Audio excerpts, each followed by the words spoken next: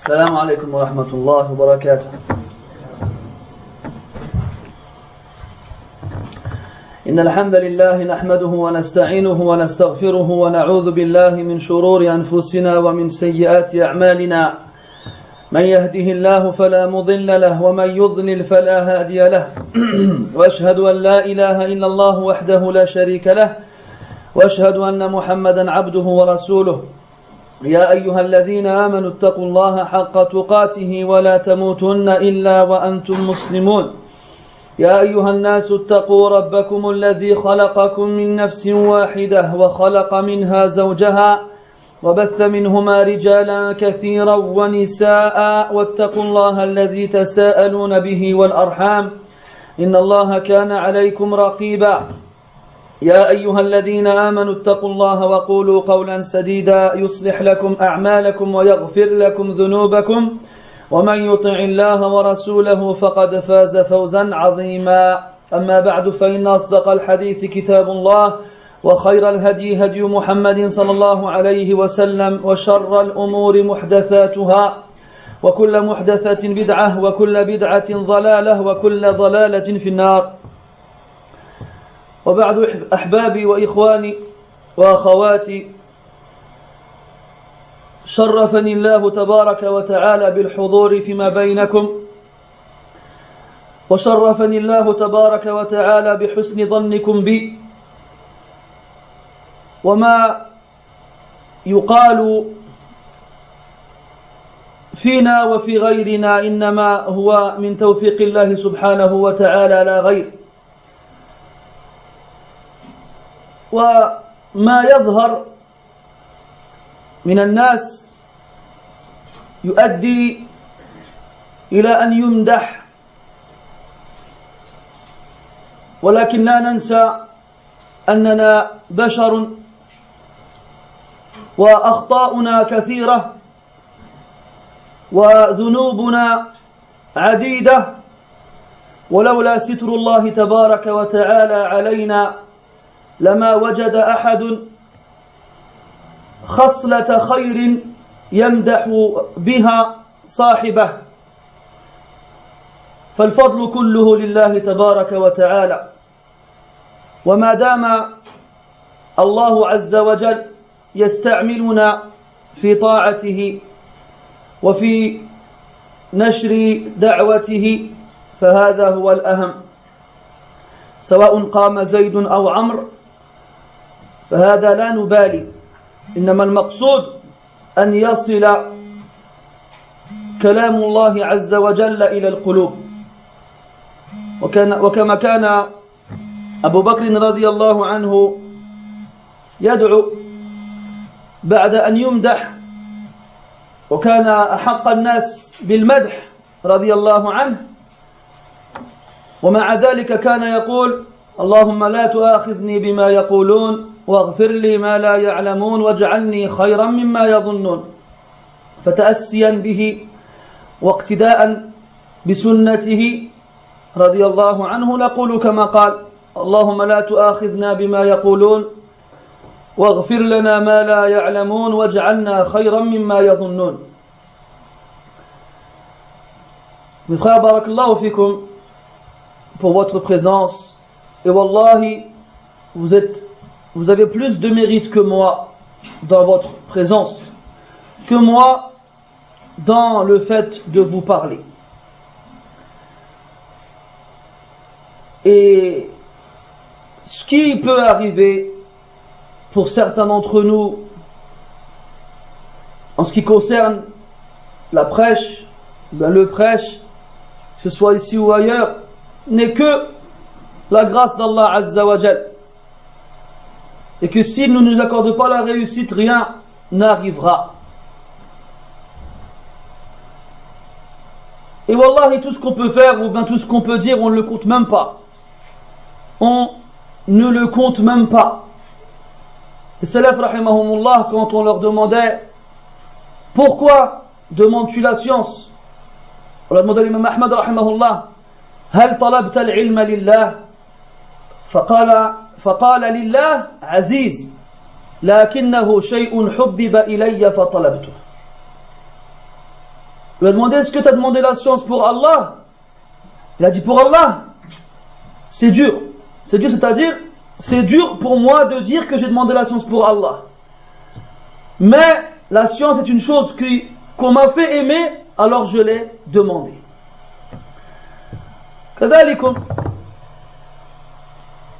Toute personne qui fait quelque effort possible, qu'il ne compte pas sur ces efforts-là, ou bien sur ce qu'il peut dire ou faire, car Allah sait mieux la pureté de son intention.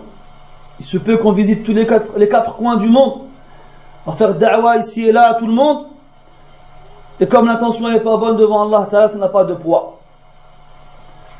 Al-Maqsoud, quoi qu'il en soit, je vous remercie pour l'opinion que vous avez de moi. Et comme il disait Abu Bakr radiyallahu anhu quand on lui faisait ses éloges, et alors qu'il méritait plus que quiconque qu'on lui fasse ses éloges, il disait, Ya Allah, ne me punis pas pour ce qu'ils disent, et pardonne-moi ce qu'ils ignorent, et rends-moi meilleur que ce qu'ils pensent de moi. Donc si Abu Bakr radiyallahu anhu disait de telles paroles, qu'est-ce que nous on doit dire? Qu'est-ce que nous on doit dire? Et sachez que on arrive à se complimenter les uns les autres, on arrive à trouver du bien chez les uns ou les autres que parce qu'Allah Ta'ala a caché nos péchés aux yeux des autres. Et même si nos actions peuvent paraître nombreuses aux yeux des gens, eh bien les mauvaises que l'on peut accomplir peuvent être même des fois plus nombreuses encore, sauf qu'Allah il les cache. Donc na'am, on reconnaît le droit que certaines personnes ont sur nous. حتى قال النبي صلى الله عليه وسلم إذا أتاكم كريم قوم فأكرموه. Il a dit, lorsque quelqu'un d'un certain rang auprès d'un peuple vient vous voir, alors honorez-le, c'est-à-dire donnez-lui un accueil qui coïncide avec son rang. Mais quoi qu'il en soit, toujours on reste au juste milieu, ni trop ni pas assez, ni trop ni pas assez. Quoi qu'il en soit, fermons cette parenthèse et rentrons dans le vif du sujet. Le titre, comme vous l'avez entendu précédemment, قولوا لا إله إلا الله تفلحوا. Dites La ilaha illallah, vous réussirez, vous gagnerez. Cette phrase a été dite par le prophète sallallahu alayhi wa sallam dans un contexte particulier. Le hadith qui nous rapporte ce contexte-là est rapporté par Ibn Abi Shaybah, Ad-Daraqutni wal-Bayhaqi عن طارق ابن عبد الله المحاربي رضي الله عنه قال رأيت رسول الله صلى الله عليه وسلم مر بسوق ذي المجاز وأنا في بياعة يعني في تجارة وأنا في بياعة لي فمر وعليه حلة حمراء فسمعته يقول يا أيها الناس قولوا لا إله إلا الله تفلحوا ورجل يتبعه يرميه بالحجارة وقد أدمى كعبيه وهو يقول يا أيها الناس لا تطيعوا هذا فإنه كذاب. الحديث. Donc Tariq ibn Abdillah al-Muharibi se trouvait dans un des marchés de la Mecque qu'on appelle Souq Dhil Majaz et il commerçait, il vendait ses produits. Il a vu un homme passer. Il portait une tunique de couleur rouge. C'était le prophète alayhi salatu wassalam. Et cet homme-là poursuivait les gens dans le marché. Et il leur répétait à tous, oh les gens, dites la ilaha illallah, vous gagnerez. Et derrière le prophète alayhi salatu wassalam, il y avait un homme qui le suivait et qui lui jetait des pierres à un point où il lui a fait saigner ses chevilles et ses talons. Et il répétait inlassablement derrière le prophète alayhi salatu wassalam: oh les gens, n'écoutez pas celui-ci, ne lui obéissez pas, c'est un menteur. Cet homme-là, qui jetait des pierres au prophète alayhi salatu wassalam, il s'appelle Abdul Uzza. Qui peut me dire comment il est plus communément connu? Hein? Abu Lahab, barakallahu fik. Abu Lahab. C'était Abu Lahab, son oncle, l'oncle du prophète sallallahu alayhi wa sallam, qui le pourchassait dans le but de s'opposer à lui et de l'empêcher d'appeler les gens à Allah Azza wa Jal. Moi, quand les frères ils m'ont proposé de parler de ce hadith, j'ai été au départ tenté par développer ce hadith sur plusieurs points. Premièrement, la hargne que le prophète sallallahu alayhi wa sallam avait dans la transmission du message, à un point où il poursuivait les gens dans le marché, toute personne qui passait, et il leur disait inlassablement cette phrase: dites la ilaha illallah, vous gagnerez. Aussi la hargne des ennemis de l'islam, depuis toujours. Depuis toujours, les gens qui ont pris comme ennemis les musulmans font tout leur possible pour leur barrer la route, quels que soient les moyens possibles et imaginables. Et ne crois pas que les ennemis seront des gens qui seront loin de toi. Bien au contraire, ils peuvent être les plus proches de toi, comme Abu Lahab était l'oncle du prophète alayhi salatu wassalam. Donc ne crois pas forcément que ton ennemi sera celui qui était le plus lointain. Il peut être de toi le plus proche, avoir le même sang que toi et la même couleur de peau, voire même aujourd'hui dire, sans aucune hésitation, la même religion. Al-Muhim, le but de ce hadith aujourd'hui, c'est de mettre en évidence la grandeur de cette parole, qui est la ilaha illallah. La ilaha illallah, la ma'bouda bihaqqin illallah jalla wa ala. Donc il n'y a d'adorer réellement qu'Allah azza wa jalla. Ou bien tout ce qui est adoré en dehors d'Allah ne mérite pas l'adoration et sont des divinités fausses, alors que le seul et unique à mériter l'adoration, c'est Allah jalla wa ala. Et pourquoi au début du message, au début de la prophétie, le prophète sallallahu alayhi wa sallam insistait sur ce point-là? Et la chose paraissait simple. Oulou la ilaha illallah tuflihu. Dites la ilaha illallah, vous réussirez, vous gagnerez. Et pourtant les gens ne le disaient pas. Innahum kanu idha qila lahum la ilaha illallah yastakbirun. ويقولون أئنا لتاركوا آلهتنا لشاعر مجنون بل جاء بالحق وصدق المرسلين. Lorsqu'on leur disait la ilaha illallah, ils s'enorgueillissaient et ils disaient: est-ce qu'on va délaisser nos divinités pour un poète fou? En parlant du prophète alayhi salatu wassalam, ou encore dans surat Sad quand Allah ta'ala dit: أجعل الآلهة إلها واحدا Inna hadha la shay'un ujab. Est-ce qu'il a fait de toutes les divinités une seule? Ceci est certes une chose étrange. Les Arabes, quand on leur disait la ilaha illallah, ils comprenaient son sens. Et ils comprenaient qu'en la prononçant, ils devaient absolument renier tout ce qui est adoré en dehors d'Allah Azza wa Jal et attribuer l'adoration à Allah Ta'ala seul et exclusivement. Ils refusaient alors de la dire.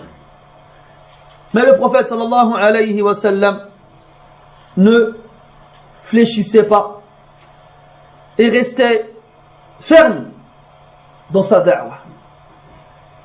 Tu dis la ilaha illallah tuflih. والفلاح كما عرفه العلماء هو الحصول على المطلوب والنجاة من المرهوب فيشتمل أمرين. يشتمل أمرين. الفلاح en arabe, la réussite, comme on pourrait traduire en français, ça implique deux choses. C'est le fait d'obtenir ce qu'on désire et d'être préservé de ce qu'on fuit, de ce qu'on craint. Donc quand tu dis de quelqu'un aflaha, il a certes réussi, eh ben ça veut dire qu'il a obtenu ce qu'il convoitait et il a été préservé de ce qu'il craignait. Et quand on réunit les nombreux textes qui nous décrivent tous les biens qu'il y a dans cette parole, la ilaha illallah, on comprend pourquoi le prophète alayhi salatu wassalam a dit cette parole-là. On comprend pourquoi le prophète alayhi salatu wassalam a dit aux gens que si vous dites la ilaha illallah, vous gagnerez, vous réussirez. Et sachez qu'il y a énormément de textes qui mettent en évidence les bienfaits de cette parole et tout ce que ça apporte comme bénéfice et avantage. Et tous les citer en une heure, c'est impossible. Même en une journée, c'est impossible. Quoi qu'il en soit, jama'na qadran minha, on a réuni une partie de ces textes-là dans le but de vous montrer en partie à quel point cette parole, elle est lourde, à quel point cette parole a un sens qui lui donne tous ses mérites. À savoir que premièrement, la ilaha illallah est la clé avec laquelle tu ouvres la porte de l'islam et tu fais alors partie des musulmans. C'est en prononçant cette parole que tu es considéré comme étant un musulman. Et c'est la première des choses qu'on demande aux gens. C'est la première des choses qu'on demande aux gens. On a souvent entendu parler, notamment dans les quartiers dans lesquels il y a des fortes concentrations musulmanes, des jeunes de ces quartiers qui côtoient beaucoup de musulmans et ils aiment bien faire le ramadan. On a en général connu des personnes comme ça. Les personnes ne sont pas musulmanes, mais comme ils côtoient des musulmans et que le ramadan arrive et tout le monde fait le ramadan, alors eux aussi ils font le ramadan ou d'autres choses de ce genre-là. Nous on ne demande pas aux non-musulmans de faire le ramadan ou de faire autre chose. La première des choses par laquelle ils doivent passer, c'est de dire la ilaha illallah. Et c'est seulement par la prononciation de cette parole-là que leurs actes sera comptabilisé dans bien sûr le cas où ils sont accomplis correctement. فجاء في الصحيحين من حديث ابن عباس رضي الله عنهما أن النبي صلى الله عليه وسلم لما بعث معاذا إلى اليمن قال إنك تقدم على قوم أهل كتاب فليكن أول ما تدعوهم إليه شهادة أن لا إله إلا الله وأن محمد رسول الله. الحديث. Le prophète alayhi salatu wassalam a envoyé Mu'adh ibn Jabal radiyallahu anhu, ce noble compagnon qui était connu pour être un des grands savants parmi les compagnons. Pour le prophète a dit sallallahu alayhi wa sallam en parlant de lui, a'lamu ummati bil halal wal haram, que Mu'adh était celui qui dans la communauté du prophète sallallahu alayhi wa sallam connaissait le mieux le licite et l'illicite.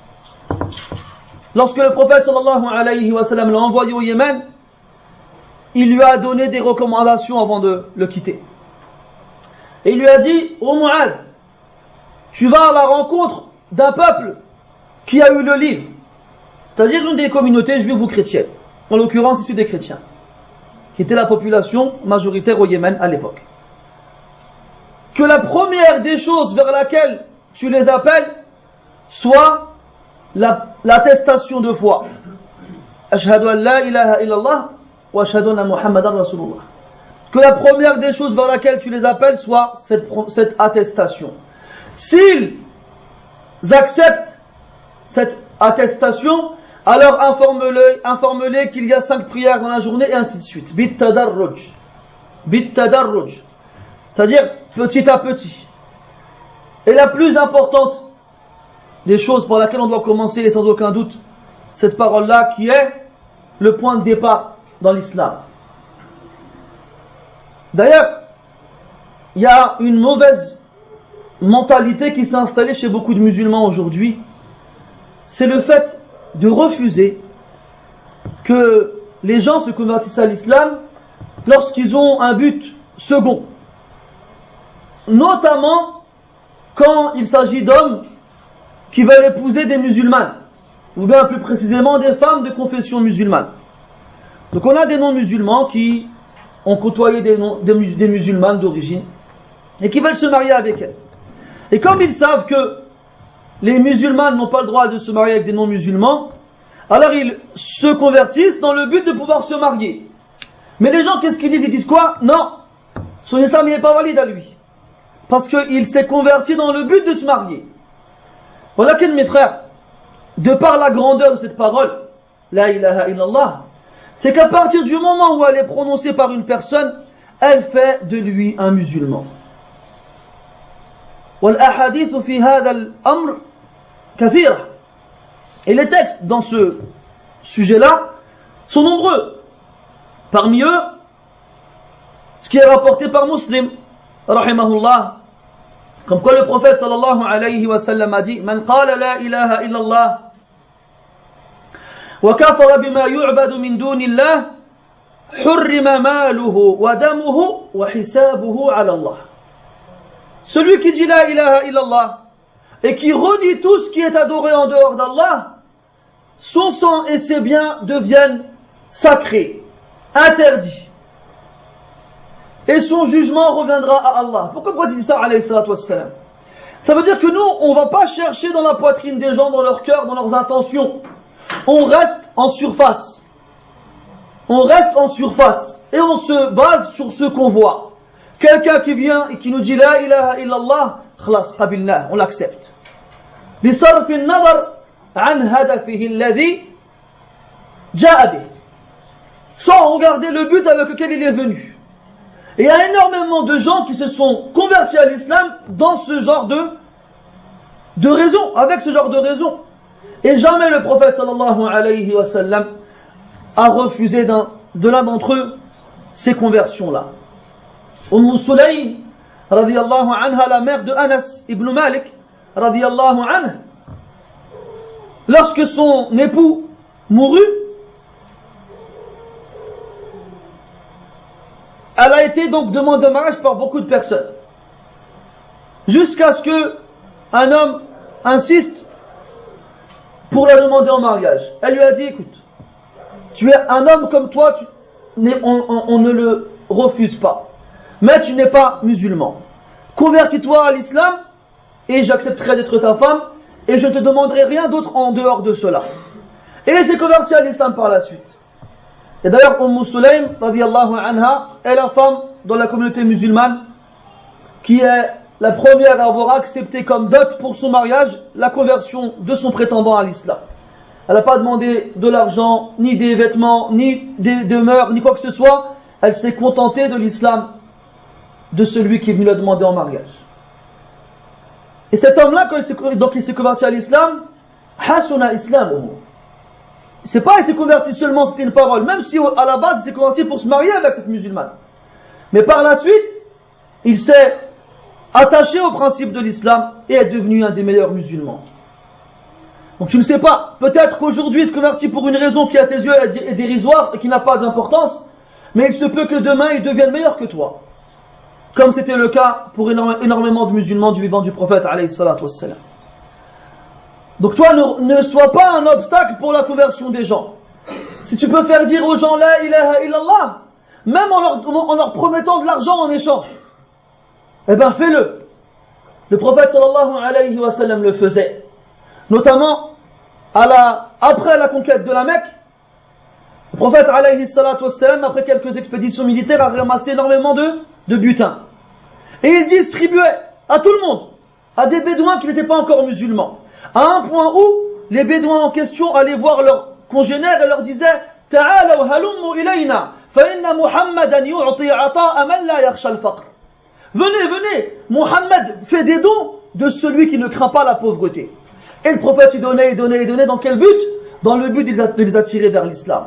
À un point où Allah Ta'ala a donné parmi les catégories de ceux qui ont le droit à la zakat, à l'aumône, donc obligatoire, que chaque musulman rentrant dans les conditions doit payer, al-mu'allafatu qulubuhum. C'est qu'il mu'allafatu qulubuhum ala naw'ain, de catégories, le non-musulman, duquel on espère une conversion. Donc si on sait qu'en lui donnant l'aumône, ça va le pousser à rentrer dans l'islam, On dit tiens regarde, t'es même pas musulman, on donne l'aumône. Viens en islam et tu verras, ce sera encore mieux. Et ben on lui donne.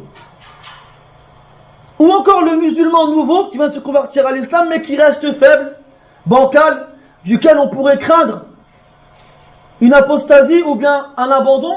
Et bien pour le conserver, le maintenir, on lui donne aussi hadihi az-zakah. Donc comment toi avec de telles règles tu peux venir dire aux gens non, toi tu veux te convertir pour te marier avec ma fille? Alors je veux pas de toi. Hatta takuna musliman haqiqiyya, hakadha yaqulun, jusqu'à ce que tu sois un vrai musulman, c'est comme ça qu'ils disent. Ajib hada. Le plus marrant des fois c'est que ces gens-là qui parlent, eux-mêmes ils sont loin du vrai musulman. Eux-mêmes ils sont loin du vrai musulman. À un point on a entendu certains d'entre eux dire, donc des gens de confession maghrébine, qui ont osé dire à des prétendants, des gens qui sont venus, qui voulaient se convertir à l'islam, ou bien qui étaient déjà convertis à l'islam, moi ma fille, je la marie avec quelqu'un de mon pays, même s'il ne fait pas la prière, je la marie pas avec toi. Ou bien des gens, moi j'ai été au Maroc, il y a de ça 2-3 ans, et j'ai ramené avec moi des frères de la ville où j'habite, et parmi eux il y avait un frère chinois, d'origine chinoise, donc ancien bouddhiste, qui s'est converti à l'islam, alhamdulillah. Et ce frère il a fait beaucoup d'efforts, il en fait encore, donc il a été étudié en Égypte, il parle l'arabe, alhamdulillah, très aisément, il a fait la umrah, il a fait le hajj, et j'ai beaucoup voyagé avec lui, je le connais très bien. J'étais avec lui donc au Maroc, on a visité la famille, je l'ai ramené avec moi. Et il y a des dames assez âgées dans ma famille, des tantes ou bien des grandes tantes, qui le voyaient, ils disaient subhanallah, il est de quelle origine? C'est un chinois, il s'est converti à l'islam, il a fait le hajj, il a fait la umrah, il a akhirihi. Elle disait, Mziane. Après un petit silence, elle fait, un musulman? Elle dit, c'est bien, après un petit silence, c'est un musulman. Je te dis qu'il a fait le hajj, il a fait la umrah, il est parti en Égypte pendant 1 an, il a appris l'arabe, il parle l'arabe normal, il apprend le Coran, et tu me demandes encore si c'est un musulman. Mais le plus marrant, c'est pas ça. C'est que la plupart de ces gens qui doutent de l'islam de ces personnes, eux-mêmes, ils font même pas la prière, en général. Ou bien tu vas les voir, ils boivent de l'alcool, ils font des grands péchés. Mais eux, comme ils sont nés, entre guillemets, musulmans, ils sont musulmans, là, c'est pas comme ça. L'islam, c'est pas une chose qu'on hérite à la naissance et qu'on ne perd jamais. L'islam, c'est une réalité qui se manifeste à travers tes actions. Et le prophète a dit, sallallahu alayhi wa sallam, la farqa bayna ajamiyyin wa la arabi illa bit taqwa. Inna akramakum inda Allah yatqakum. Il n'y a pas de distinction entre un arabe ou un non-arabe si ce n'est par la piété. Le meilleur auprès d'Allah Ta'ala parmi vous est celui qui est le plus pieux. Qu'il soit noir, blanc, jaune, chinois, ce que tu veux. Donc ne fermez pas la porte aux gens qui veulent se convertir à l'islam. Même si, pour vous, c'est des raisons futiles. Wa ma yudrik. Vous savez que avant que Omar ibn al-Khattab radiyallahu anhu ne se convertisse à l'islam, le prophète sallallahu alayhi wa sallam a invoqué Allah en disant Allahumma a'izza al-islam bi ahadil umarayn. Ya Allah, renforce l'islam par un des deux Omar. Donc Omar ibn al-Khattab, c'était qui le deuxième? Abu Jahl, barakallahu fik. Abu Jahl, que le prophète a nommé par la suite Fir'aun hadhihi al-umma, le pharaon de cette communauté, un des pires ennemis de l'islam. Le prophète alayhi sallam, il a invoqué Allah pour qu'il le guide à l'islam. T'as déjà demandé toi qu'Allah guide Sarkozy ou Obama ou là j'en passe d'autres? Qu'est-ce que t'as à perdre? T'as rien à perdre. Tu demandes à Allah guide les gens vers l'islam. Et il se peut que le pire ennemi de l'islam aujourd'hui soit son plus fort allié demain. وما يدريك, c'est entre les mains d'Allah Ta'ala. قال صلى الله عليه وسلم إن قلوب بني آدم بين أصبعين من أصابع الرحمن يقلبها كيف يشاء. Les cœurs des fils d'Adam sont entre deux doigts des doigts d'Allah Tabaraka wa Ta'ala. Il les retourne comme il le veut. Il les retourne comme il le veut. Kadalikum, j'ai vu une chose vraiment triste. Des frères qu'on connaît qui étaient de confession juive à la base et qui sont convertis à l'islam. Eh bien les musulmans ils doutent encore de ces gens-là. Il y a même des gens qui nous disent quoi? Un juif akhi, ça reste un juif. A'oudhu billah. A'oudhu billah. Ma'adallah. C'est quoi ces paroles graves là? Gravissimes, qui ont des conséquences inqualifiables. Pourquoi? Parce que si pour toi c'est une règle absolue, comme quoi le juif il reste juif même s'il devient musulman, ben t'as ta'an. Donc là indirectement t'as critiqué des musulmans parmi les compagnons radiyallahu anhum. Wa ala ra'sihim Abdullah ibn Salam radiyallahu anhu wardah. T'as critiqué des compagnons comme Abdullah ibn Salam qui se sont convertis à l'islam après avoir été des rabbins les plus savants parmi les juifs. Ou encore Zayd ibn Dathana et d'autres. Ça veut dire quoi ça? C'est un musulman khalas, il est comme toi, il n'y a plus de différence entre toi et lui, c'est un musulman. Oublie ce qu'il était avant. maintenant ce qui compte c'est qu'il est comme toi. Et donc ces choses-là, il faut les enlever de nos cœurs. Et n'oubliez pas, parce qu'il a dit la ilaha illallah, il a un haq sur toi, il a un droit sur toi, et tu as des devoirs envers lui. À un point où, pendant une guerre, dans laquelle Usama ibn Zayd radiyallahu anhu, le fils de Zayd ibn al-Haritha radiyallahu anhu, cet homme, ce jeune garçon vaillant et courageux, dont le prophète a dit sallallahu alayhi wa sallam, qu'il faisait partie de ceux qu'il aimait le plus. Usama ibn Zayd, pendant une bataille, il combat avec un ennemi, qui n'était pas un musulman. Et au moment où il prend le dessus sur lui, et il s'apprête à lui asséner le coup final, l'homme il dit quoi? La ilaha illallah. Qu'est-ce qu'il fait Oussama? Il le tue quand même. Il le tue quand même. Alors, le prophète sallallahu alayhi wa sallam, quand il entend ça, il reproche à Oussama sévèrement d'avoir agi ainsi. Il lui va dire qataltahu ba'da an qala la ilaha illallah. Tu l'as tué alors qu'il a dit la ilaha illallah. Alors Oussama il dit ya Rasulallah innama qalaha tadafu'an. Il ne l'a dit que pour repousser de lui la mort. Chose que n'importe qui aurait pu penser à ce moment-là. Lui, sur le moment, l'ennemi, s'il avait pu, t'aurait tué. Mais comme il a perdu, entre guillemets, son seul moyen de se sauver, c'était de dire la ilaha illallah, il l'a dit. Alors Oussama, il a fait un effort de réflexion, après lequel, du moins, qu'il a eu à la fin comme conclusion que cette shahada n'avait pas de poids. Alors il l'a tué. Et le prophète lui a reproché cela, alayhi salatu wassalam. Après il lui a dit qataltahu ba'da an qala la ilaha illallah. Il lui a dit shaqaqta an sadrih wa tala'ta ala ma fi qalbih. Est-ce que tu as fendu sa poitrine et que tu as regardé son cœur pour savoir qu'il l'a dit dans le but de se défendre? Et là Oussama il est resté silencieux, il n'a pas su quoi répondre. Et le prophète il répondait encore, il répétait inlassablement les mêmes phrases. Aqataltahu ba'da an qala la ilaha illallah, aqataltahu ba'da an qala la ilaha illallah. Il lui répétait pour lui faire comprendre la gravité de l'acte qu'il avait accompli.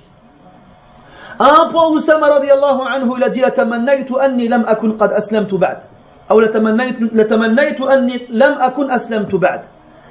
Il a dit il a tellement répété que j'ai souhaité ne pas m'être converti encore à l'islam. Ça veut dire quoi? Comme ça, il se convertit à l'islam, et la conversion à l'islam, eh bien, elle efface tous les péchés qu'on a fait auparavant.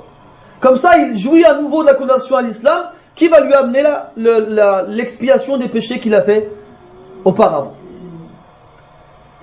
Donc là, tu vois la grandeur de cette parole, et à quel point la prononcer, le simple fait de la prononcer, ça a un poids immense dans la balance. À un point où le prophète sallallahu alayhi wa sallam, il la faisait répéter aux mécréants lorsqu'ils mouraient, pendant leur agonie. Comme cette fameuse histoire dans laquelle le prophète sallallahu alayhi wa sallam est allé voir un de ses voisins qui était de confession juive.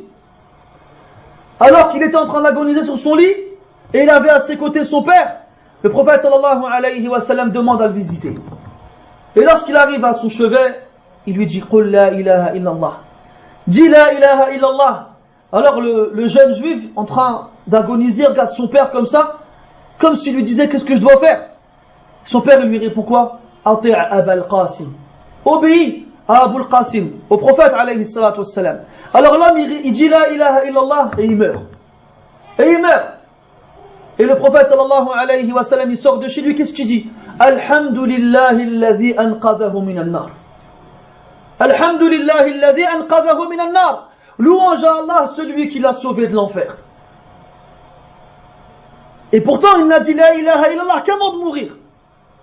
Walakum fi Abi Talib arwa'u amthilah. Et dans Abu Talib il y a un des plus grands exemples aussi.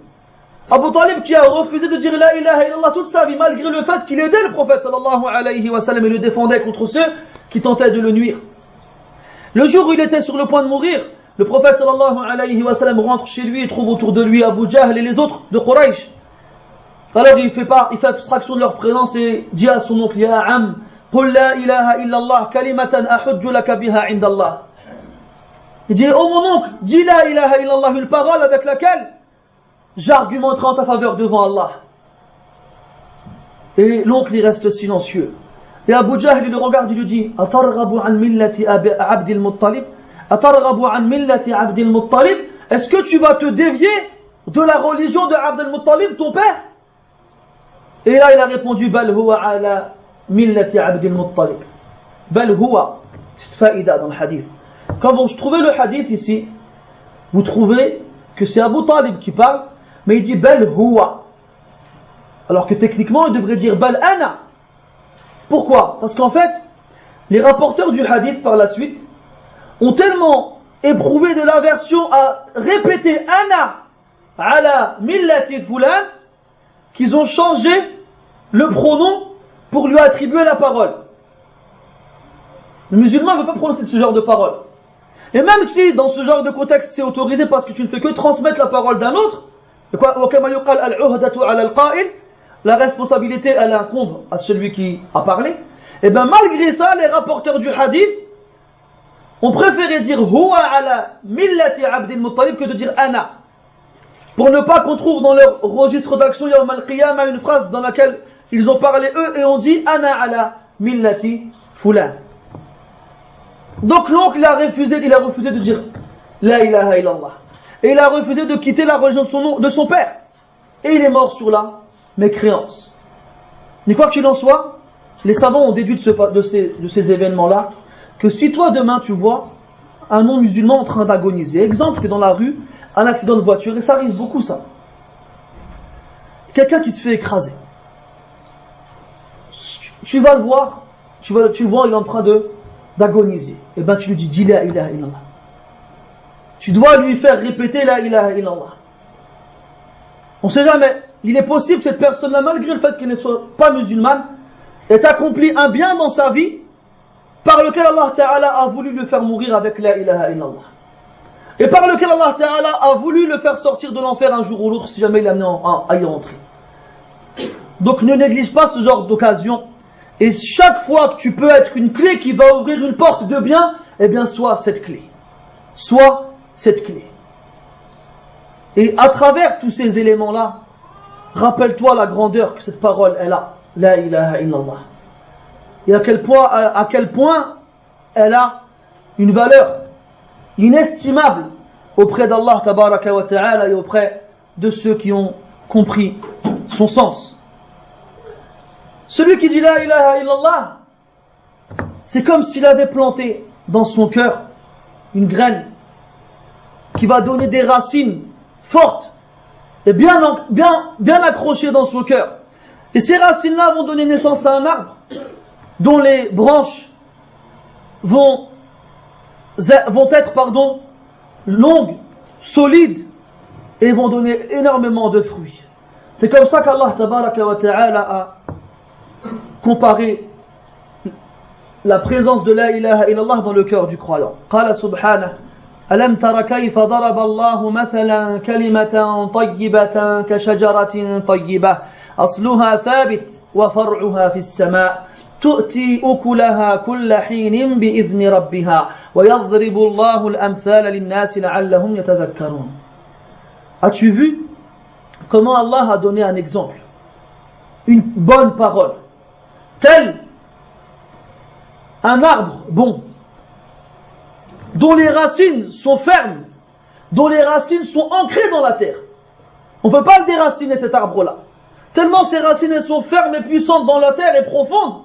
Même si des ouragans y passent, l'arbre ne bouge pas. Les racines sont profondément ancrées dans le sol, alors que les branches elles donnent vers le ciel, elles sont hautes vers le ciel. Cet arbre-là donne ses fruits tout le temps, par la permission de son Seigneur. Et c'est ainsi qu'Allah donne des exemples aux gens afin qu'ils réfléchissent. Et cet arbre dont Allah Ta'ala parle dans ce verset, ou plus précisément cette parole, c'est la ilaha illallah. C'est la ilaha illallah. Lorsque la ilaha illallah s'est enracinée dans ton cœur, profondément, elle va donner des fruits. À savoir que les arbres fruitiers en général donnent leurs fruits dans certaines saisons de l'année. C'est pas tout le temps qu'ils donnent leurs fruits. Et si on les laisse trop mûrir, ils pourrissent. Cet arbre-là, la ilaha illallah, quand il est dans le cœur, enraciné profondément, il donne ses fruits tout le temps. Tu'ti ukulaha kulla hinin bi'idhni rabbiha. Tout le temps, elle donne ses fruits. C'est-à-dire que la ilaha illallah idha tarassakhat fil qulub athmarat a'malan salihah. La ilaha illallah, lorsqu'il s'enracine dans les cœurs, elle donne naissance à des fruits, à des actions vertueuses. Celui qui a la ilaha illallah dans le cœur profondément enraciné, eh ben ça lui donnera naissance à des actions vertueuses tout le temps, tous les jours, sans aucune lassitude, sans aucune difficulté. Il accomplira des actions vertueuses, il accomplira des actions qui satisferont Allah Azza wa Jal. Quand on reste dans ce verset, ensuite Allah Ta'ala il parle de l'autre groupe. وَمَثَلُ كَلِمَةٍ خَبِيثَةٍ كَشَجَرَةٍ خَبِيثَةٍ اجْتُثَّتْ مِنْ فَوْقِ الْأَرْضِ مَا لَهَا مِنْ قَرَارٍ. Et une mauvaise parole est comme un arbre mauvais qui n'a aucune prise dans le ciel, sur terre, pardon, qui n'a aucune prise dans la terre. مَا لَهَا مِنْ قَرَارٍ. Elle n'est pas fermement installée. La moindre bourrasque et le tronc s'effondre. Après Allah dit يثبت الله الذين آمنوا بالقول الثابت في الحياة الدنيا وفي الآخرة. Allah Ta'ala raffermit les croyants dans ce bas monde et dans l'au-delà. قال المفسرون وكاد أن يكون ذلك إجماعا هو الثبات في القبر. الثبات في القبر عند سؤال الملكين. C'est la fermeté dans la tombe lorsque tu es interrogé par les anges. Et de là on déduit quoi? Celui qui vit avec la ilaha illallah profondément enraciné dans son cœur, qu'il sache qu'il sera maintenu fermement dans sa tombe et qu'il sera guidé vers cette parole lorsqu'on lui posera la question Man Rabbuk wa ma dinuk wa madha taqulu an hadha ar-rajul alladhi bu'itha fikum. Lorsqu'on lui demandera dans sa tombe qui est ton Seigneur, quelle est ta religion et que dis-tu de cet homme qui vous fut envoyé, il répondra sans aucune difficulté Rabbi Allah wa dini al-Islam wa hadha ar-rajul Muhammad huwa Rasulullah. Sans aucune difficulté. Pourquoi? Parce qu'il a été ferme ici-bas, même si les gens ont tenté de le nuire, même si les gens ont tenté de l'égarer, de le dévier, de lui faire oublier le sens de cette parole, même si les gens ont tenté de le pervertir, il est resté ferme, accroché à cette parole-là, sans jamais la délaisser. Et bien sa récompense sera conforme à la nature de son action et il sera maintenu fermement dans sa tombe et répondra sans aucun problème à cette parole-là, à ces questions-là par cette parole-là. Et même avant même d'être interrogé dans sa tombe par les anges et de pouvoir dire la ilaha illallah sans problème, avant même cela, lors de ces derniers instants ici-bas, eh bien il prononcera cette parole. Il prononcera la ilaha illallah. وكلكم تعرفون حديث معاذ رضي الله عنه الذي قال فيه النبي صلى الله عليه وسلم من كان آخر كلامه من الدنيا لا إله إلا الله دخل الجنة. Celui qui a comme dernière parole dans ce bas monde la ilaha illallah, il rentre au paradis. Et comme il disait Ibn Kathir rahimahullah, لقد أجرى الكريم عادته بكرمه أن من عاش على شيء مات عليه ومن مات على شيء بعث عليه. Al-Karim, le très généreux, le très saint, Allah tabaraka wa ta'ala, fait suivre son habitude par sa générosité dans sa création. Quelle est-elle? Celui qui vit sur une chose meurt sur une chose, sur cette chose-là, pardon. Et celui qui meurt sur une chose, il sera ressuscité ainsi. Donc si tu as vécu avec la ilaha illallah, sache bi'idhnillah ta'ala que tu mourras sur la ilaha illallah et que tu seras ressuscité avec les gens de la ilaha illallah et que tu seras ressuscité avec ces gens-là. وكما كان الشيخ ابن باز رحمة الله عليه يقول الموت على الحياة على لا إله إلا الله أصعب من الموت على لا إله إلا الله فمن عاش عليها فليبشر أنه سيموت عليها بإذن الله. Il disait, rahimahullah, Cheikh Ibn Baz, que la vie sur la ilaha illallah, elle est plus difficile que de mourir sur la ilaha illallah. C'est plus difficile encore que de rester ferme avec la ilaha illallah toute sa vie. Quand on voit la multitude de dangers et d'obstacles qu'il y a dans notre chemin. Mais celui qui vit sur la ilaha illallah, qu'il sache qu'en général, il mourra dessus. Donc toi, ton but, c'est de t'accrocher à cette parole-là le plus possible ici-bas. Et tu ne cesseras de récolter ses bienfaits, ses bénéfices et ses mérites. La ilaha illallah, cette parole qu'on appelle kalimatut tawhid, la parole de l'unicité, celui qui la prononce et qui habitue sa langue à la prononcer, qu'il sache qu'il a énormément de récompenses auprès d'Allah subhanahu wa ta'ala. Parce que tout comme Allah ta'ala a fait cette parole-là une porte d'entrée vers l'islam, il en a aussi fait une évocation par laquelle tu es récompensé. Et les hadiths qui nous parlent des récompenses qu'on obtient dans le simple fait de prononcer cette parole sont énormément nombreux. على سبيل المثال ما رواه البخاري عن أبي هريرة رضي الله عنه أن النبي صلى الله عليه وسلم قال من قال لا إله إلا الله وحده لا شريك له له الملك وله الحمد وهو على كل شيء قدير في اليوم 100 مرة في اليوم أو في يوم 100 مرة كانت له عدل 10 رقاب وكتبت له 100 حسنة ومحيت عنه 100 سيئة وكانت له حرزا من الشيطان يومه ذلك حتى يمسي ولم يأتي أحد بأفضل مما جاء به إلا أحد عمل أكثر من ذلك. Celui qui dit la ilaha illallah wahdahu la sharika lah. Donc il n'y a d'autres divinités dignes d'être adorées en dehors d'Allah. Le seul, aucun associé à lui. Lahul mulk wa lahul hamd, à lui la royauté et à lui la louange. Wa huwa ala kulli shay'in qadir, et il est certes omnipotent, capable de toutes choses. Celui qui dit cette formule-là dans la journée 100 fois. Donc il s'habitue à la dire le plus possible. Celui qui dit cette parole-là 100 fois dans la journée, ça lui donnera la récompense équivalente à celui qui libère 10 esclaves. À celui qui libère 10 esclaves. Très souvent les occidentaux reprochent à l'islam et aux musulmans le fait qu'il n'ait pas aboli l'esclavage. Les savants ont répondu à cette accusation de nombreuses façons. Parmi ces façons-là, le fait qu'Allah tabaraka wa ta'ala, à travers les nombreuses récompenses qu'il promet aux musulmans dans l'affranchissement, on dit comme ça, l'affranchissement des esclaves, a voulu indirectement à ce que les musulmans eux-mêmes abolissent l'esclavage. Dans quel but? Dans le but d'avoir le plus de récompenses possible. Et n'oubliez pas, parce que subhanallah, les occidentaux ils oublient que l'islam, le Coran, la Sunna ont été donc révélés dans un contexte socio-politique entre guillemets particulier.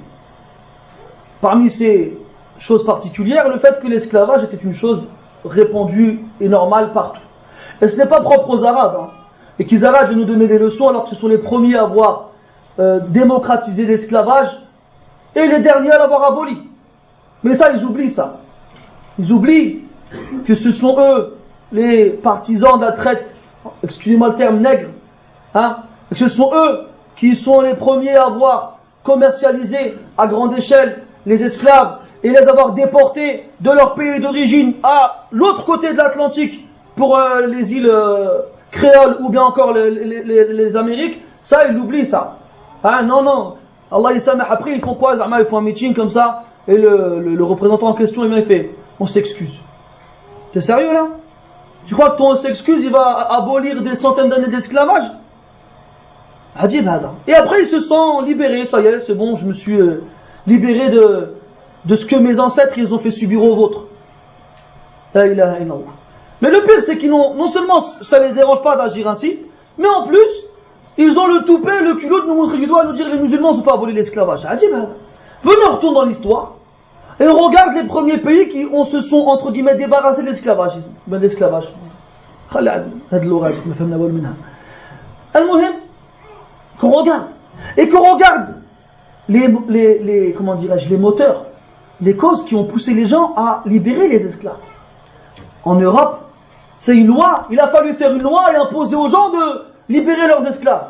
Chez les musulmans, on leur a dit libérez vos esclaves, vous aurez énormément de récompenses auprès d'Allah Azza wa Jalla. On leur a pas mis le couteau sous la gorge, on leur a rien imposé.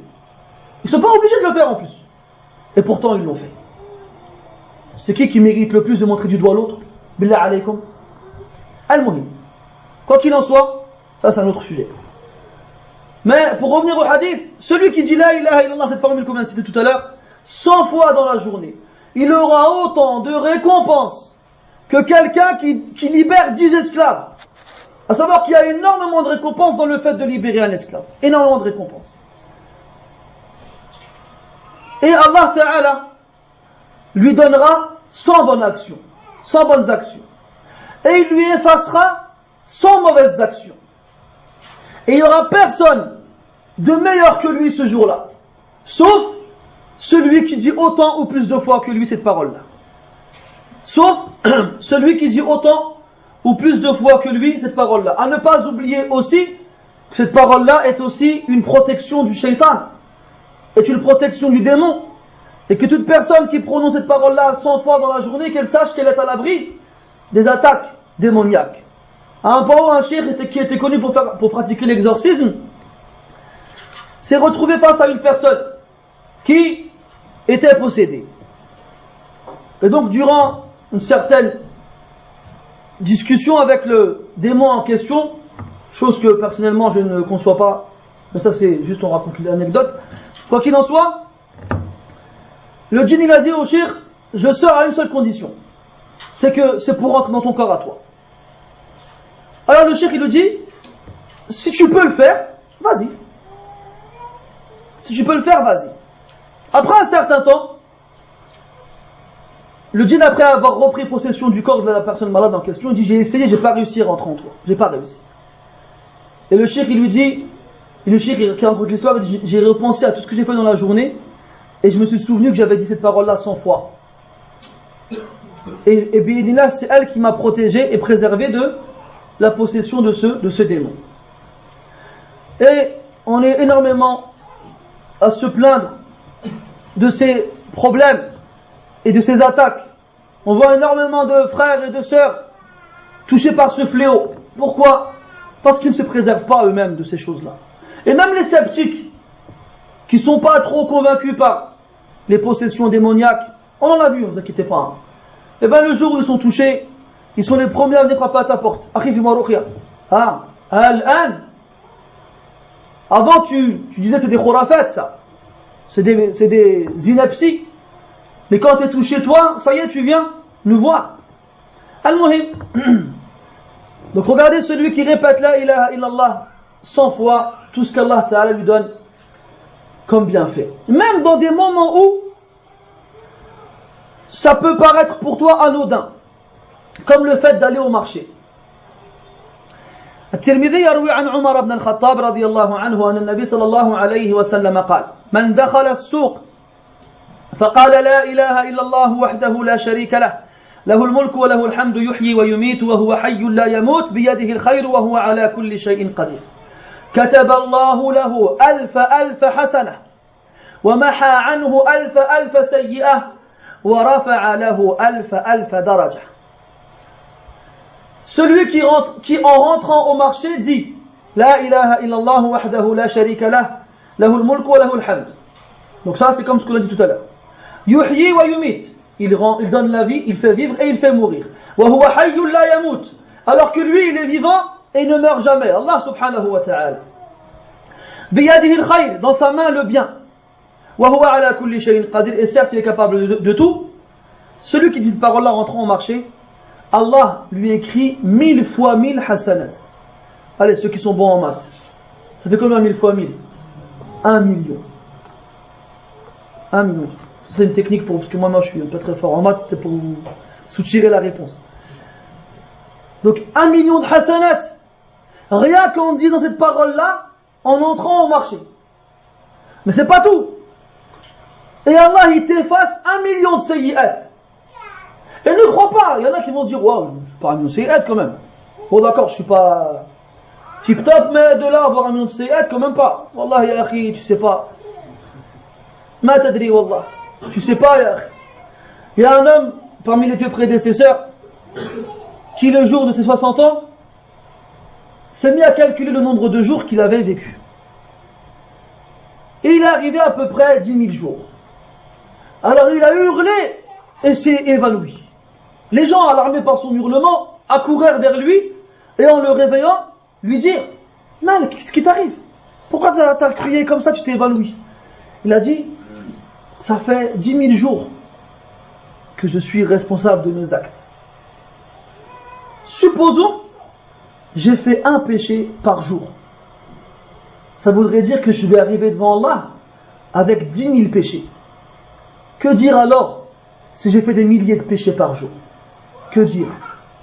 Des gens qui vivaient dans des déserts où il y avait entre deux maisons peut-être 3 kilomètres, où il n'y avait pas une femme à la ronde. Et si on avait une, elle était couverte correctement. Il n'y avait pas de musique, ni de bar, ni de j'en passais d'autres, il n'y avait rien. Et pourtant ils avaient peur comme ça de leur péché. Et nous on vit au milieu de tout ça. Et c'est comme si on avait des ailes sur le dos et une auréole au-dessus de la tête. Et qu'on se voyait déjà au paradis. Et t'as vu, moi quand je serai au paradis dans mon palais, je mettrai un mur en or, là-bas je mettrai un mur en argent. Et à gauche là-bas il y aura 3 ou 4 femmes, à droite, tu sais, on se voit déjà comme si j'étais en train de chercher mon futur appartement. Je connais le gars que tu vas rentrer au paradis. T'as reçu un texto, il est où le truc? Comment tu sais? Omar radiallahu anhu, à qui on a dit Anta min ahli al-jannah. Omar radiallahu anhu, le prophète sallallahu alayhi wa sallam, il a dit: j'étais au paradis, je suis rentré au paradis, j'ai vu un palais. J'ai voulu y rentrer. Et il y avait des femmes dans ce palais-là. Alors j'ai demandé: il y a qui ce palais-là? On m'a dit: il y a Omar. Alors je me suis rappelé de ta jalousie, ô Omar, et je ne suis pas rentré. Et Omar radiallahu anhu, il m'a pleuré et dit: Ya Rasulallah, afa alayka ughar. Il a dit: est-ce que je vais être jaloux de toi? Regarde, imagine-toi, pourquoi tu viens te voir te dire: j'ai vu ton palais au paradis. Tu vas oublier, toi, tu vas penser au reste. Omar n'a pas pensé au paradis, ou pas aller au paradis, ou aux femmes au paradis. Il a juste été touché par le fait que le prophète sallallahu alayhi wa sallam se soit empêché de rentrer chez lui parce qu'il connaissait la jalousie de Omar. Omar, à qui on a promis le paradis, disait: si j'avais le pied droit au paradis et le pied gauche à l'extérieur, je ne me sentirais pas encore à l'abri de la ruse d'Allah Azza wa Jalla. Et nous on n'a ni le pied droit, ni le pied gauche, ni rien. Allahu a'lam, qu'est-ce qu'il adviendra de nous? Et on s'y voit déjà.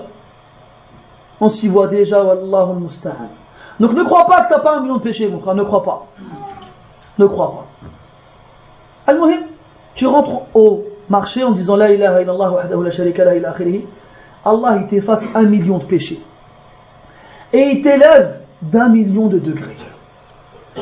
À un point où les salafs, les plus prédécesseurs, quand ils ont entendu ce hadith, ils allaient au marché que pour dire cette invocation. C'est tout.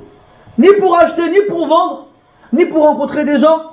Ils n'y allaient que pour dire cette invocation et bénéficier de l'immense récompense qu'elle promet.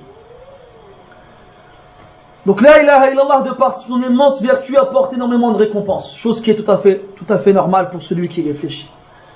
Et aussi, elle efface énormément de péchés. Elle efface énormément de péchés. Comme ce fameux hadith dans lequel, qui est rapporté par Ahmed, rahimahullah, imam ahli sunnati wal jama'a, rahmatullahi alayh, d'après Abdullah ibn Amr ibn al-As, radiyallahu anhuma. قال النبي صلى الله عليه وسلم: من قال لا إله إلا الله والله أكبر والحمد لله وسبحان الله ولا حول ولا قوة إلا بالله كفرت ذنوبه وإن كانت مثل زبد البحر. Celui qui dit la ilaha illallah et Allahu Akbar et Alhamdulillah et Subhanallah et la hawla wa la quwwata illa billah, ces paroles expireront ses péchés, même s'ils sont aussi nombreux que l'écume de la mer. Tu vois, quand la vague elle arrive sur la plage, il y a avec elle une sorte de mousse blanche. Regarde comment elle longe la mer en long et en large.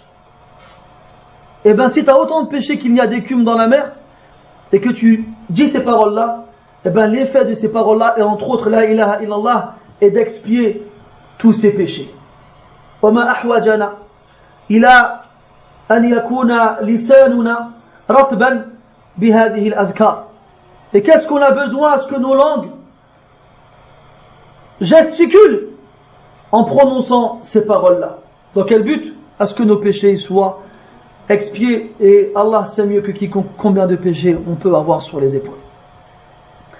Et l'autre hadith aussi que vous connaissez tous, qui est rapporté par Ibn Majah wa ghayruhu, عن عبد الله بن عمرو بن العاص رضي الله عنهما أيضا قال النبي صلى الله عليه وسلم يصاح الرجل من أمتي يوم القيامة على رؤوس الخلائق فينشر له 99 سجلا كل سجل مد البصر ثم يقول الله عز وجل هل تنكر هذا من هذا شيئا فيقول لا ورب فيقول لا يا ربي فيقول الله أظلمتك كتبت الحافظون فيقول لا والله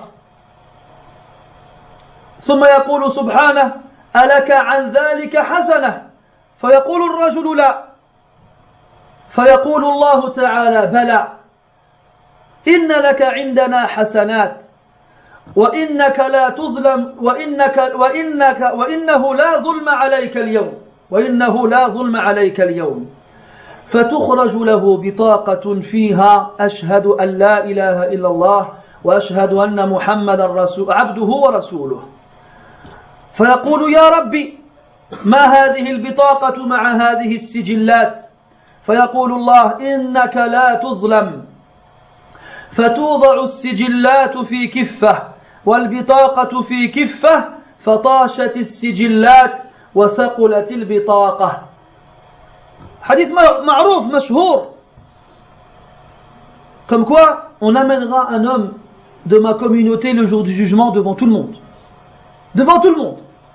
Un jour où tout le monde sera réuni, du premier au dernier être humain, ainsi que le reste des créatures. On lui dira, on lui sortira 99 parchemins, qui sont tous aussi longs que l'étendue que la vue puisse atteindre. Donc tu vois, maintenant imagine-toi dans le désert, il n'y a rien, aucun obstacle devant toi, jusqu'où ta vue elle peut s'arrêter.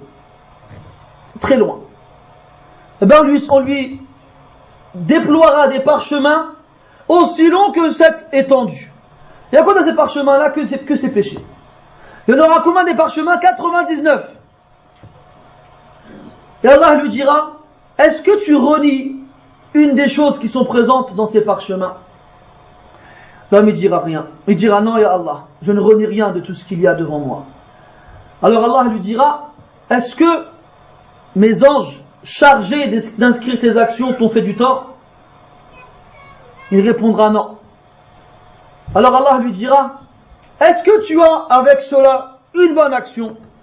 Et l'homme il répondra non, je n'en ai pas. Allah lui dira, si tu as auprès de nous une bonne action. Et sache qu'aujourd'hui on ne te fera pas de tort, tu ne seras pas lésé ou opprimé. Alors on lui sortira une carte sur laquelle sera inscrit, j'atteste qu'il n'y a de divinité digne d'être adorée qu'Allah et que Mohammed est son esclave et son messager. Et on lui donnera. Alors l'homme il dira, ya Allah, qu'est-ce que cette carte?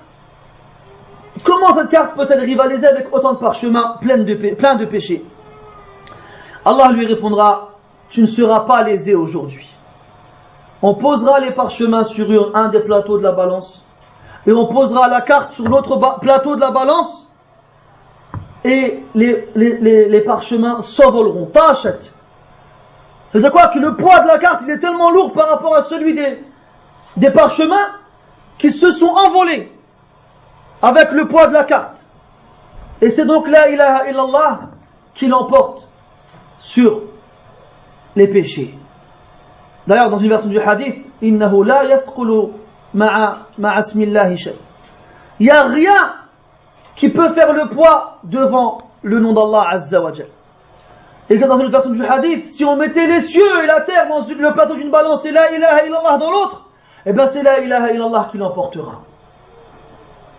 Donc celui qui dit la ilaha illallah comme il le faut, et ça on va y revenir incessamment sous peu, qu'il sache que quels que soient les péchés qu'il a accomplis, bien entendu, à partir du moment où ils sont inférieurs à l'association, alors qu'il sache que la ilaha illallah a comme vertu à ce que ses péchés soient expiés.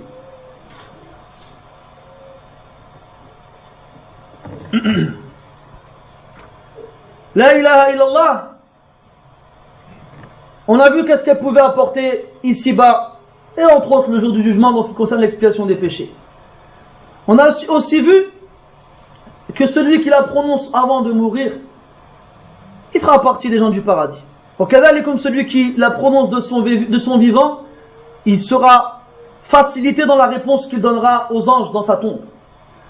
Mais dans ce qui concerne le jour du jugement, qu'est-ce que la ilaha illallah va lui apporter? Premièrement, elle va lui permettre à ce que le prophète sallallahu alayhi wa sallam intercède en sa faveur.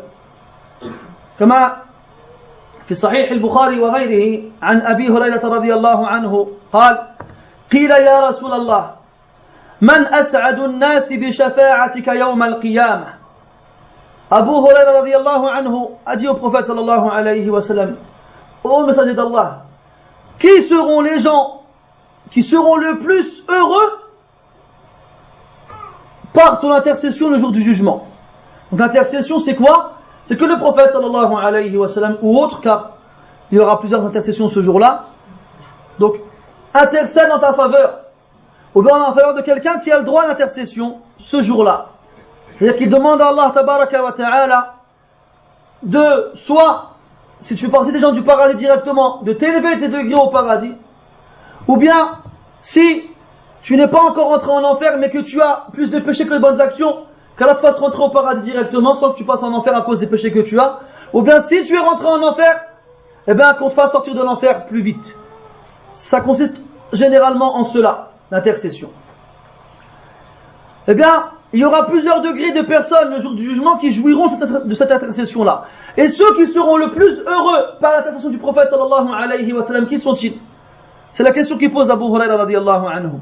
Le prophète dit alayhi salatu wassalam: لقد ظننت يا أبا هريرة ألا يسألني عن هذا الحديث أحد أول منك لما رأيت من حرصك على الحديث. Il lui dit premièrement, j'avais certes pensé que personne avant toi ne me poserait cette question, car je savais que tu étais assidu dans l'apprentissage de la science. Après il lui dit: أسعد الناس بشفاعتي يوم القيامة من قال لا إله إلا الله خالصا من قلبه أو نفسه. Celui qui aura le plus droit à mon intercession le jour du jugement, qui en sera le plus heureux, est celui qui a dit la ilaha illallah sincèrement dans son cœur ou dans son âme. Il l'a dit sincèrement, sans rechercher à travers cela un quelconque bienfait de ce bas monde, ou bien un quelconque avantage de la part de qui que ce soit. Il l'a dit sincèrement pour Allah Azza wa Jal, seulement pour Allah subhanahu wa ta'ala. Celui qui a dit la ilaha illallah que dans ce but-là, qu'il sache qu'il fera partie de ceux qui auront l'extrême privilège de recevoir l'intercession du prophète alayhi salatu wassalam. Kadalikum, celui qui dit la ilaha illallah, eh bien, ça lui servira de rempart contre l'enfer.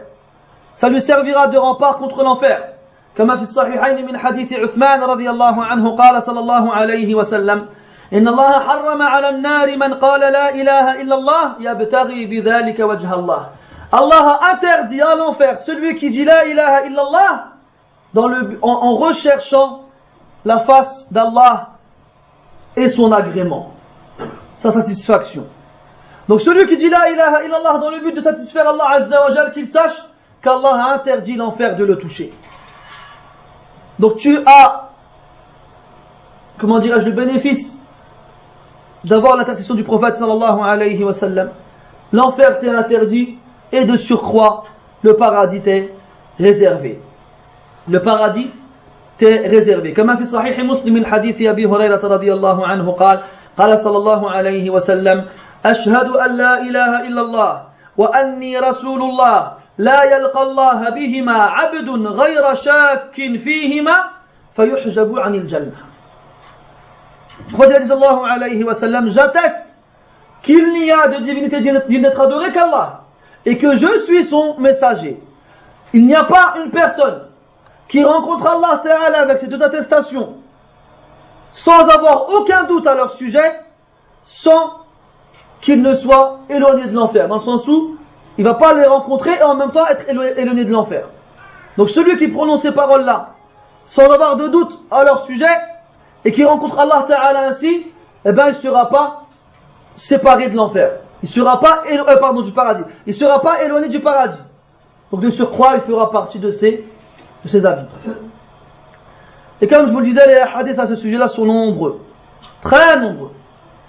Et celui qui veut plus de détails, qui retourne aux livres qui ont été écrits à ce sujet, notamment dans Kutub as-Sunnah, Kas-Sahihayn wa Sunan, il y a des chapitres entièrement consacrés à cela dans ces ouvrages, ou encore Kitab al-Tawhid de l'imam Ibn Khuzaymah, ou Kitab al-Tawhid de Muhammad ibn Abdul Wahhab, ou encore les ouvrages qui ont été écrits à ce sujet par nos grands savants, rahmatullahi ala al-jami'. Mais il reste un point important à préciser. C'est que dans tous les hadiths qu'on a cités, on parle du fait de prononcer la ilaha illallah. De le dire, avec sa bouche. Il ne faut pas comprendre de ces hadiths-là qu'il est suffisant de prononcer verbalement cette parole pour bénéficier de tout ce qu'on a cité comme avantage et comme mérite. La plupart des gens aujourd'hui, malheureusement, parmi les musulmans, prononcent cette parole sans en comprendre le sens. Et de surcroît, s'ils ignorent le sens de cette parole, ils ne l'appliquent pas correctement. On a dit la ilaha illallah, la ma'bouda bihaqqin illallah.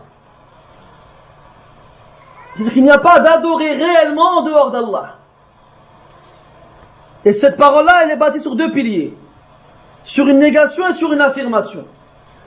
Et elle commence par la négation. Ce qui signifie que tu ne pourras faire partie des gens qui disent la ilaha illallah réellement que lorsque tu auras renié tout ce qui est adoré en dehors d'Allah. Donc toute personne qui attribue l'adoration à autre qu'Allah, même si elle répète la ilaha illallah tous les jours, eh bien il n'a pas appliqué cette parole comme il le faut. Et il n'a pas compris le sens de cette parole comme il le faut. Et il n'a pas appliqué cette parole comme il le faut.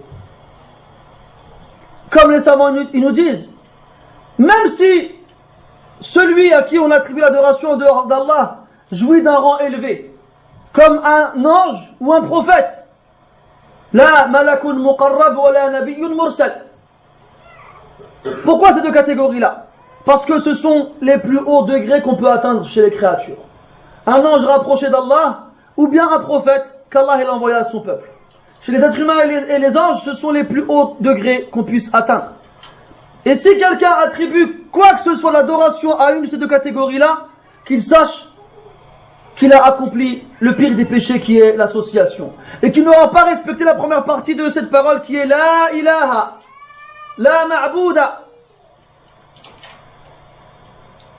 Il n'y a pas d'adoré. Donc tu ne pourras être un vrai muwahhid que lorsque tu auras renié tout ce qui est adoré en dehors d'Allah Azza wa Jalla. Et c'est seulement après que tu pourras affirmer qu'Allah Tabaraka wa Ta'ala est le seul et unique à mériter l'adoration. فَمَنْ يَكْفُرْ بِالطَّاغُوتِ وَيُؤْمِنْ بِاللَّهِ فَقَدِ اسْتَمْسَكَ بِالْعُرْوَةِ الْوُثْقَى. Donc celui qui renie le tarout, donc de façon globale, tout ce qui est adoré en dehors d'Allah, et qui croit en Allah, alors il s'est certes accroché au lien solide d'Allah subhanahu wa ta'ala. Donc que les personnes qui lorsqu'ils achètent une nouvelle maison, ou bien une nouvelle voiture, ou bien lorsqu'ils ont un enfant, qui vont prendre un poulet, ou bien n'importe quel type de bête, et qui vont égorger, dans le but de se protéger des démons, ou bien du mauvais œil, qui sachent qu'ils n'ont pas compris la ilaha illallah et qu'ils ne l'ont pas appliqué. Ces personnes qui se rendent dans les tombeaux, dans les cimetières, auprès des tombes de personnes considérées comme étant des pieuses et des saintes, et qui se mettent autour de leur tombe et qui se mettent à tourner comme s'ils étaient autour de la Kaaba, et qui aussi égorgent auprès de leur tombe, ou bien carrément qui s'adressent aux morts, ou bien carrément qui demandent aux morts, à la place de demander à Allah Azza wa Jal, qu'il sache qu'il n'a pas respecté la ilaha illallah, qu'il n'a pas compris son sens, et qu'il est très loin de la ilaha illallah et qu'il ne fait pas partie des gens qui bénéficieront de tout ce qu'on a cité comme mérite et vertu de cette parole. Il ne suffit pas de la prononcer seulement. Ce n'est pas suffisant de se contenter de dire la ilaha illallah sans rien faire à côté pour croire qu'on va bénéficier de tout cela. C'est comme les gens, ils nous disaient quand on était petits, avant de dormir, tu dis la ilaha illallah. Comme ça, si tu meurs, c'est bon, t'es passé. C'est comme si tu étais à la foire du trône, ou bien tu vas prendre le métro, tu as les tourniquets là. Hein, tu regardes à droite à gauche, il n'y a pas de contrôleur et tu sautes, c'est bon, je suis passé. T'as cru que c'était comme ça avec Allah Azza wa Jalla, quoi? Le gars, il fume, il boit, il fait tout ce qu'Allah il a interdit, il prie pas, il fait pas de bien, il fait rien. Avant de dormir, il dit la ilaha illallah. C'est des trucs bizarres. Là, il s'embrasse les doigts, il s'embrasse, je sais pas, il s'embrasse quoi, le muhim. Il est là en train de dire, après il va dormir. Il a insulté ses parents là, juste 10 minutes avant. Il a mangé des choses interdites, il a bu des choses interdites, il a volé, il a fait du mal, il a rien fait de ce qu'Allah il lui a rendu obligatoire. Il va dormir, il dit la ilaha illallah, il croit que si jamais il meurt comme ça, il croit qu'il va aller au paradis miskin. Billah alaykoum, il va bénéficier de cette parole là, celui-là. Donc les gens, il faut qu'ils connaissent le sens de cette parole. Et c'est étrange que dans les mosquées, donc moi je vais dans énormément de mosquées, et je fais énormément de... Enfin, je vois beaucoup de gens, et j'ai remarqué notamment chez les personnes âgées, l'intérêt qu'ils ont quand on parle de fiqh. Ils aiment bien le fiqh. Et quand tu parles du fiqh maliki, c'est encore mieux. Hein? قال ابن عاشر في منظومته أو قال الأخضري قال ابن إيش المهم ابن عبد البر أئمة المالكية المعروفون. Et il bouge plus, il cligne plus des yeux. Presque il respire plus. Après quand le dars est fini, il fait un dars hadak mumtaz. Mais quand tu fais un dars sur Tawhid al-Aqida, il s'endort. Il s'endort. C'est bien qu'il cherche à savoir faire les ablutions, la prière, le jeûne, le pèlerinage. هذا c'est un wajib على كل مسلم أن يتفقه فيما يجب عليه من العبادات. C'est un devoir pour chaque musulman de s'instruire dans ce qui lui est obligatoire comme adoration. Mais qu'il sache que le premier pilier de l'islam, c'est la ilaha illallah Muhammad Rasulullah. Et c'est par ce pilier-là que tu rentres dans l'islam. Et que tu peux être le plus savant dans la prière, ou bien dans la zakat, ou bien dans le siyam. Si tu fais du shirk à côté, ça ne te sera pas utile devant Allah Azza wa Jalla. Combien de gens, subhanallah, ont fait la khutbah toute l'année, tous les vendredis, on met en garde contre l'association, et t'apprends quoi? Les gens, ils arrivent au bled, et ils font des shirkiyat. Ils vont voir le shawwaf, le devin. Sa femme, elle a perdu ses bijoux. Et comme haoula, ghaliban du'afa ou l'uqul, c'est des gens, ils sont faibles d'esprit. Leur femme, elle a perdu la samta en dhab. Tu vois la fameuse... T'as vu les stars de catch quand ils gagnent des tournois, ils ont des grosses ceintures, ils les posent sur leurs épaules comme ça. La même chose, mais c'est la maman qui l'a à la maison. Dans le coffre-fort, quand il y a un mariage, elle la sort, c'est elle la plus forte. Hein? Quand c'est le mariage, moi, vous connaissez le schéma. Qu'est-ce qui se passe? Et des fois, le mari, il a pris un crédit pour lui acheter sa ceinture. La ceinture d'Ulkogan, je l'appelle. Et voilà. La femme, elle est comme ça en train de dire à son mari, c'est la règle sur va voir le devin, tu verras, il va nous trouver elle. Et le mari, d'un côté, il est pressé par sa femme, et de l'autre côté, quand même, il y a 10 000 euros dedans. Ça lui ferait du mal de la retrouver. Et il va faire quoi? Il va voir le shawwaf. Et il va chez lui, et il frappe à sa porte, et c'est là le comble de la sottise et de l'imbécilité. Il va chez un devin, qui soi-disant va lui retrouver sa ceinture en or, il frappe à sa porte, le devin, il dit quoi? Je vous le donne en 1000? Shkoun. C'est qui? T'es sérieux là? T'es un devin, tu peux trouver une ceinture dans le désert. T'es capable de savoir c'est qui frappe à ta porte normalement.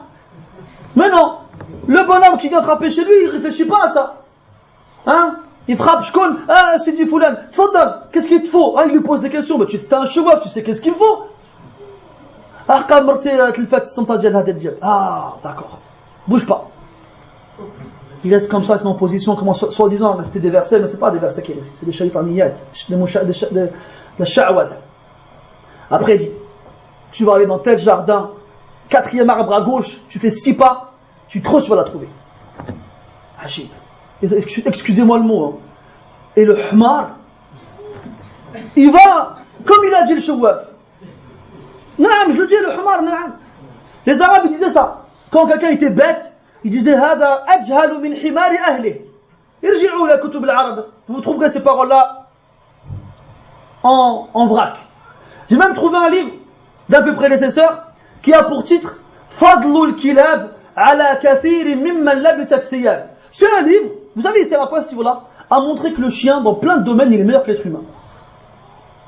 Que l'être humain, quand il est vraiment au summum de la bêtise, le chien, il est mieux que lui. J'ai même trouvé que chez les Arabes, c'était pas une insulte de dire de quelqu'un que c'était un chien. Au contraire, c'était une qualité. Bon, ça c'est un autre sujet. Mais il disait ça. Fulan al-Rabi al-Safih ajhalu min himari ahli. Il disait comme ça. Un tel, l'imbécile, le stupide, il est encore plus ignorant que l'âne de sa famille. Donc ne le prenez pas mal. Et celui qui s'enlisait par cela, qu'il arrête de faire du shirk et puis personne ne l'embêtera. Et si on dit ça, c'est pour son bien. Comme ils nous disaient nos parents quand on était petits, ma mère elle me disait tout le temps quand je faisais des bêtises, faire dba. Et je ne savais pas c'était quoi dba. Jusqu'à ce qu'on a grandi, on a étudié un peu le fiqh, et on tombe dans Kitab al-At'ima, dans le fiqh, ou bien encore dans Mahdurat al-Ihram, dans le Saïd, dans la chasse, et tu trouves le hadith Al-Dhab'u min al-Saïd. Al-Dhab'u, c'est quoi? C'est la hyène. Hein? Après, j'ai dit à ma mère des années après, tu m'as traité d'hyène. Wallah haram alik. Donc nos parents nous disaient Al-Hamar, ils nous disaient ce que tu veux, adi, tout va bien. Tu l'as accepté, puis tu l'as avalé, puis tu passais à autre chose. Et bien là, faisons toi. Si tu n'aimes pas ce mot-là, et si tu te sens visé par ce qu'on dit, c'est que tu es cette personne-là bête, qui n'a pas de aql, qui va chez le shawwaf, et qui lui demande où la ceinture de ma femme elle a fini. Et quand il te dit elle est là-bas, elle est là-bas, elle est là-bas, et bien tu y vas. Wallahu musta'an. Et tu peux dire la ilaha illallah toute la journée. Et bien en faisant ça, faqad kafarta bima unzila ala Muhammad wal iyadu billah. En faisant ça, tu as mécru et tu as renié ce qui a été révélé à Muhammad sallallahu alayhi wa sallam. Wal ajab hada, shay ajib. Ok, Ahbab. T'entends les gens, ils font quoi? Ils ont de bah quand ils ont acheté, ils sont rentrés dans le nouvel appartement. Lorsque un de mes enfants est né, je ne me rappelle plus lequel, j'ai été donc faire le sacrifice et je suis tombé avec une famille, je ne sais plus de quelle origine ils étaient. Lorsque ils ont sacrifié leur bête, ils avaient le bébé avec lui, la dame, la mère, elle a pris du sang de la bête qui venait d'être égorgée et elle a commencé à en mettre sur le front du bébé. Ajib. Et j'étais étonné parce que c'était une des adas, une des habitudes que les Arabes faisaient avant l'islam. كانوا يلطخون الصبي بدم العقيقة. C'est ce qu'ils faisaient les Arabes avant l'islam. Et aujourd'hui, encore ils le font ces gens-là qui disent des musulmans. Subhanallah. وصدق رسول الله صلى الله عليه وسلم إذ قال لتتبعن سنن من كان قبلكم الحديث. Et là dans notre hadith, il n'y a pas une des choses qui ont été faites dans le Jahiliya sans qu'il y ait dans ma communauté quelqu'un qui fera la même chose. Et là, le verset du hadith, les savants disent qu'elle était faible. Après, il y a divergence là-dessus. حتى وإن كان فيه من أتى أمه لوجدت في أمتي من يفعل ذلك. Même s'il y avait parmi eux quelqu'un qui avait forniqué avec sa mère, eh ben on aurait trouvé quelqu'un dans ma communauté qui aurait fait la même chose. La même chose. Al-Muhim, sache que prononcer cette parole-là seulement, sans la comprendre ni l'appliquer, elle ne te sera d'aucune utilité. Elle ne te sera d'aucune utilité. Un point Ibn al-Qayyim rahimahullah disait هذا الأمر كون التلفظ بها لا يكفي معلوم من الدين بالضرورة معلوم من الدين بالضرورة. ثم قال رحمه الله فإن المنافقين يقولونها بألسنتهم وهم تحت الجاحدين لها في الدرك الأسفل من النار فلا بد من قول القلب وقول اللسان. Ils disent même les hypocrites, ils disent la ilaha illallah et pourtant ils sont en dessous de ceux qui renient la ilaha illallah en enfer. Il est obligatoire de dire la ilaha illallah avec la langue et avec le cœur. Et c'est quoi dire la ilaha illallah avec le cœur? C'est que toutes les actions que tu accomplis en tant que musulman, tu ne les fais que pour Allah subhanahu wa ta'ala. Hubbuk lillah, bughduk lillah, salatuk lillah, zakatuk lillah, hajjuk lillah, birruka bil walidayn lillah. تجارتك مع الناس لله ومعاملتك معهم لله كل شيء لله عز وجل. فإذا كنت كذلك فقد نطقت بها من قلبك. Toutes tes actions, tu les fais pour Allah. Si tu es ainsi, alors tu auras certes dit la ilaha illallah avec ton cœur. Et c'est seulement celui qui dit la ilaha illallah avec son cœur et ensuite avec sa langue qui aura le bénéfice de tout ce qu'on a pu vous citer comme hadith et d'autres encore, même s'il a énormément de péché sur les épaules, tant qu'il n'a pas associé à Allah Azza wa Jalla quoi que ce soit, tant qu'il n'a pas attribué quoi que ce soit à qui que ce soit dans la création. Personne. L'adoration elle est que pour Allah subhanahu wa ta'ala et pour personne d'autre. Ni un prophète, ni un ange, ni un saint, ni une pierre, ni une tombe, ni un arbre, ni rien du tout. ومن آياته الليل والنهار والشمس والقمر لا تسجدوا للشمس ولا للقمر واسجدوا لله الذي فطرهن إن كنتم إياه تعبدون. Et parmi ces signes, le jour, la nuit, le soleil et la lune. Ne vous prosternez pas envers le soleil ni envers la lune. Et prosternez-vous devant Allah, celui qui les a créés, si seulement vous l'adorez réellement. نسأل الله تبارك وتعالى أن يجعلنا من أهل لا إله إلا الله حقا وصدقا وقولا وعملا وأن يجنبنا كل عمل فيه شرك وأن يجعلنا ممن يحظى بفضائل هذه الكلمة إنه ولي ذلك والقادر عليه سبحانك اللهم وبحمدك أشهد أن لا إله إلا أنت نستغفرك ونتوب إليك وصلى الله وسلم وبارك على محمد وعلى آله وأصحابه أجمعين والحمد لله رب العالمين وبارك الله فيكم.